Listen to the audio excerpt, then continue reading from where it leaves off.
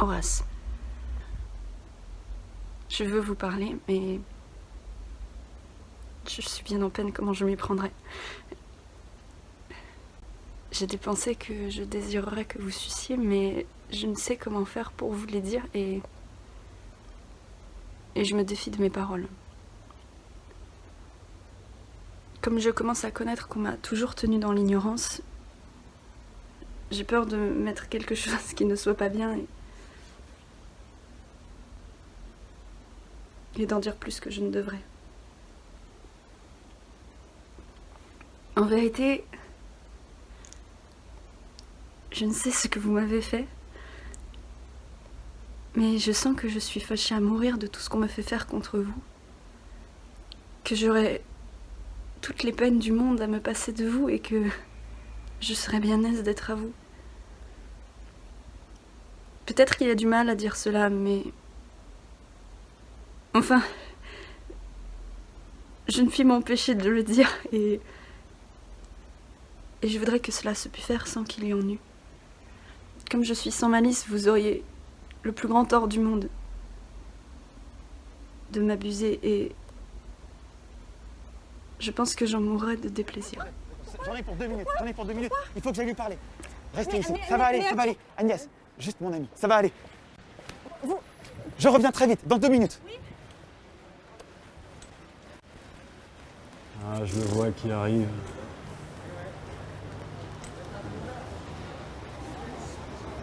Allez, viens par ici, mon petit. Viens voir Arnolphe.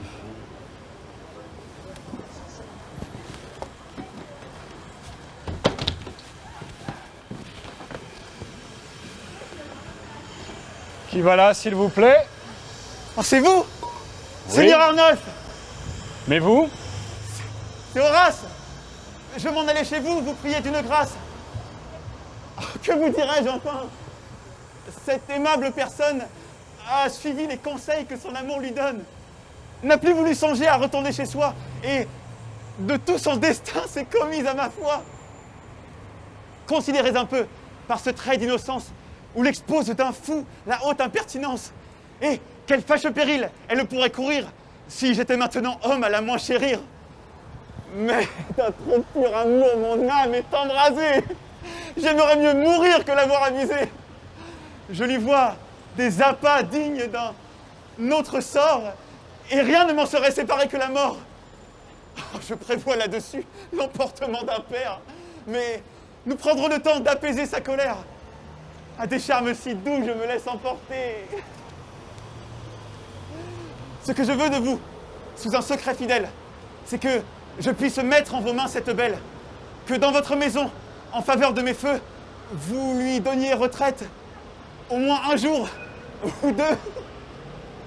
Et comme c'est à vous, sûr de votre prudence, que j'ai fait de mes feux entière confidence, c'est à vous seul aussi, comme ami généreux, que je puis confier ce dépôt amoureux. Je suis, n'en doutez point, tout à votre service. Vous voulez bien me rendre un si charmant office? Très volontiers, vous dis-je. Et je me sens ravir de cette occasion que j'ai de vous servir. Je rends grâces au ciel de ce qu'il me l'envoie, et n'ai jamais rien fait avec si grande joie. Je suis redevable à toutes vos bontés. J'avais de votre part craint des difficultés, mais vous êtes du monde. Et dans votre sagesse, vous savez excuser le feu de la jeunesse. Un de mes gens la garde au coin de ce détour. Mais comment ferons-nous? Car il fait un peu jour. Pour moi, je ne ferai que vous la mettre en main. Et chez moi, sans alarme, je retourne soudain. Agnès! Agnès, c'est bon! Allez, venez! Horace! C'est bon. Venez. Tout est réglé, c'est bon. Ne soyez point en peine où je vais vous mener. C'est un logement sûr que je vous fais donner. Vous loger avec moi, ce serait tout détruire. Entrez dans cette porte et laissez-vous conduire. Pourquoi me quittez-vous? Mais, chère Agnès, il le faut. Songez donc, je vous prie, à revenir bientôt. J'en suis assez pressé par ma flamme amoureuse. Quand je ne vous vois point, je ne suis point joyeuse. Hors de votre présence, on me voit triste aussi. Hélas, s'il était vrai, vous resteriez ici. Quoi? Vous pourriez douter de ma flamme amoureuse?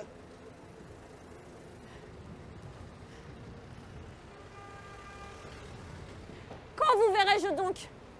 Bientôt, assurément. Que je vais m'ennuyer jusqu'à ce moment.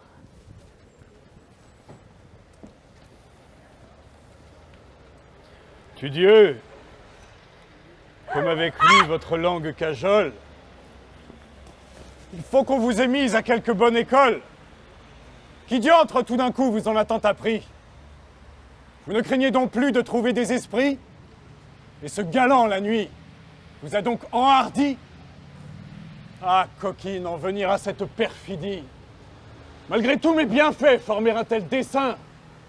Petit serpent que j'ai réchauffé dans mon sein, et qui, dès qu'il se sent par une humeur ingrate, cherche à faire du mal à celui qui le flatte. Pourquoi me criez-vous? J'ai grand tort, en effet! Je n'entends point de mal dans tout ce que j'ai fait. Suivre un galant n'est pas une action infâme. C'est un homme qui dit qu'il me veut pour sa femme. J'ai suivi vos leçons et vous m'avez prêché qu'ils se font marier pour ôter le péché. Oui, mais pour femme, moi, je prétendais vous prendre. Et je vous l'avais fait, me semble, assez entendre. Oui, mais... À vous parler franchement, entre nous, il est plus pour cela, selon mon goût, que vous. Chez vous, le mariage est fâcheux et pénible et vos discours en font une image terrible. Mais hélas, il le fait, lui, si rempli de plaisir que de se marier, il donne des désirs. Ah, c'est que vous l'aimez, traîtresse. Oui. Je l'aime. Et vous avez le front de le dire à moi-même. Et pourquoi, s'il est vrai, ne le dirais-je pas? Le deviez-vous aimer, impertinente? Hélas, est-ce que j'en puis mais lui seul en est la cause et je n'y songeais pas lorsque se fit la chose. Mais il fallait chasser cet amoureux désir. Le moyen de chasser ce qui fait du plaisir. Et ne saviez-vous pas que c'était me déplaire? Moi? Point du tout, quel mal cela vous peut-il faire? Il est vrai, j'ai sujet d'en être réjoui. Vous ne m'aimez donc pas à ce compte? Vous? Oui. Bah, hélas non. Comment non? Bah, voulez-vous que je mente? Pourquoi ne m'aimez pas, madame l'impudente? Mon Dieu, ce n'est pas moi que vous devez blâmer. Que ne vous êtes-vous, comme lui, fait aimer? Je ne vous en ai pas empêché, que je pense. Je me suis efforcé de toute ma puissance. Mais les soins que j'ai pris, je les ai perdus tous. Vraiment, il en sait donc là-dessus plus que vous. Car à se faire aimer, il n'a point eu de peine. Voyez comme résonne et répond la vilaine. La belle raisonneuse, est-ce qu'ainsi longtemps je vous aurais pour lui nourri à mes dépens? Non, il vous rendra tout jusqu'au dernier double. Elle a de certains mots où mon dépit redouble.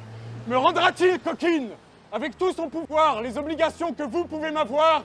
Je ne vous en ai pas de si grande récompense. N'est-ce rien que les soins d'élever votre enfance? Vous avez là-dedans bien opéré, vraiment. Et m'avez fait en tout instruire joliment. Croit-on que je me flatte? Et qu'enfin, dans ma tête, je ne juge pas bien que je suis une bête? Moi-même, j'en ai honte.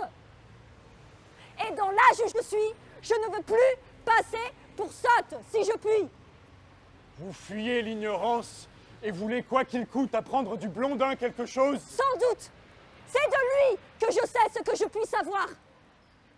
Et beaucoup plus qu'à vous, je pense lui devoir. Je ne sais qui me tient qu'avec une gourmade ma main de ce discours ne venge la bravade. J'enrage quand je vois sa piquante froideur, et quelques coups de poing satisferaient mon cœur.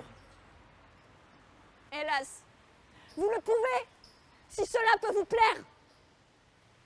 Ce mot et ce regard désarment ma colère et produit un retour de tendresse de cœur qui, de son action, m'efface la noirceur. Chose étrange d'aimer, et que pour ces traîtresses, les hommes soient sujets à de telles faiblesses. Tout le monde connaît leur imperfection. Ce n'est qu'extravagance et qu'indiscrétion. Leur esprit est méchant et leur âme fragile. Il n'est rien de plus faible et de plus imbécile, rien de plus infidèle. Et malgré tout cela, dans le monde, on fait tout pour ces animaux-là. Eh bien, faisons la paix. Va, petite traîtresse. Je te pardonne tout et te rends ma tendresse. Considère par là l'amour que j'ai pour toi. Et me voyant si bon, en revanche, aime-moi. Du meilleur de mon cœur, je voudrais vous complaire. Que me coûterait-il si je le pouvais faire? Mon pauvre petit bec, tu le peux si tu veux. Écoute seulement ce soupir amoureux. Vois ce regard mourant, contemple ma personne et quitte ce morveux et l'amour qu'il te donne. C'est quelque sort qu'il faut qu'il ait jeté sur toi et tu seras 100 fois plus heureuse avec moi. Ta forte passion est d'être brave et leste. Tu le seras toujours, va, je te le proteste. Sans cesse, nuit et jour, je te caresserai. Je te bouchonnerai, baiserai, mangerai. Tout comme tu voudras, tu pourras te conduire, je ne m'explique point. Et cela, c'est tout dire. Jusqu'où la passion peut-elle faire aller? Wow. Enfin, à mon amour, rien ne peut s'égaler. Quelle preuve veux-tu que je t'en donne, ingrate? Me veux-tu voir pleurer? Veux-tu que je me batte? Veux-tu que je m'arrache à côté de cheveux? Veux-tu que je me tue? Oui? Dis si tu le veux, je suis tout prêt, cruel, à te prouver ma flamme. Tenez, tous vos discours ne me touchent point l'âme. Horace, avec 2 mots, en ferait plus que vous. Ah, c'est trop me braver, trop pousser mon courroux. Je suivrai mon dessein, bête trop indocile, et vous dénicherez à l'instant de la ville. Vous rebutez mes vœux et me mettez à bout. Mais un cul de couvent me vengera de tout. Ouais.